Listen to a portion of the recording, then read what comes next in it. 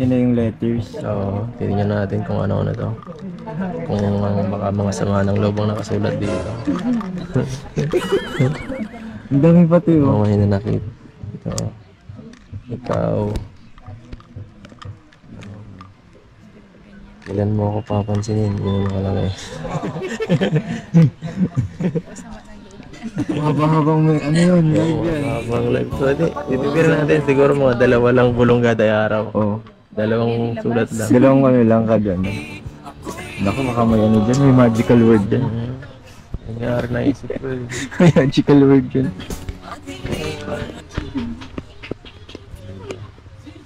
Ikaw lang gumawa niya na. Galit ako sa'yo. May hinalakit. Galit ako sa'yo.